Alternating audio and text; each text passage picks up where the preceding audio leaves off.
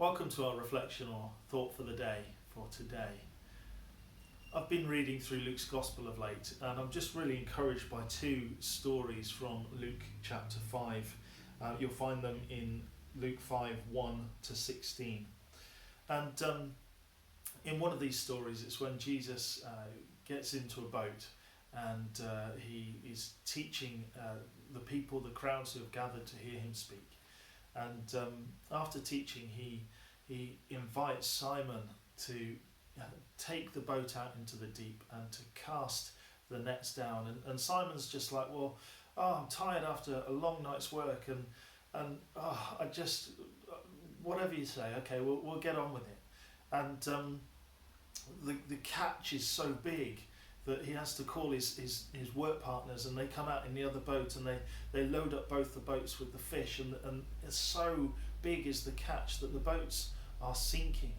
And Simon says to Jesus, he says, "Go away from me, for I am a sinful man." And later on in the story, Jesus says, "Well, don't be afraid, Simon, now you're going to be catching people." And it's just a really encouraging passage. And then there's the passage, the bit that immediately follows is that Jesus heals a leper. And the word gets around about Jesus. People are knowing what he's doing. People are seeing and hearing these things that he's doing and that he's capable of. And the crowds just keep gathering around him. And there's this crowd that come to Jesus once again, and they want to come and hear him, and they want to be cured of their diseases. And what does Jesus do? Well, he withdraws to a deserted place to pray. And I've just been thinking about what that is saying to us, what those stories are saying to us in this time. And I was thinking that actually maybe we're like the fishers. Maybe we're in that situation where we have been furloughed from work, or we are retired and we have time and availability to come and to listen and to watch. And maybe we're called to then cast out our nets. Maybe Jesus is saying to us to cast out our nets. And I wonder what God is saying to you. I wonder where he would tell you to go and where to cast your nets. And this is a challenging time. We're in a time where people are open and seeking and reflecting on life and mortality and what life and existence means. They're asking questions about God. And maybe this is a time to cast your net. The exciting thing in this story and the thing that we learn is that actually when fishing, these fishermen are just putting down their nets. They're not trawling, and the fish come to them in abundance. And as a church, we need to learn from God what this message is, but as individuals equally, what is he saying? How are we going to cast our nets? But maybe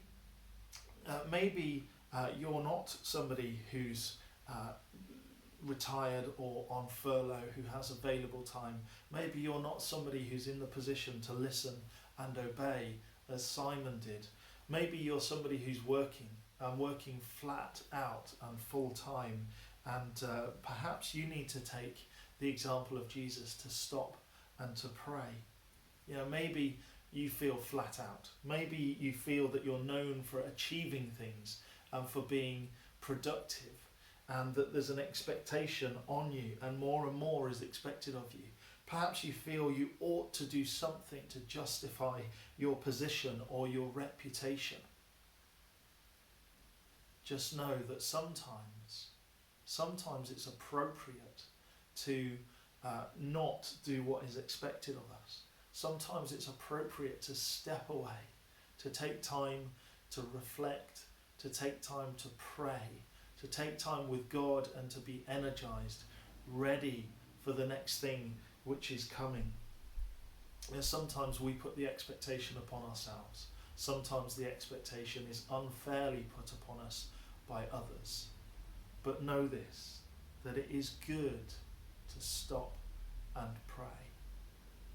Whichever you are, whether you are one who has the time to listen and to obey, or whether you're somebody who is busy and has high expectation, it is okay to stop and pray.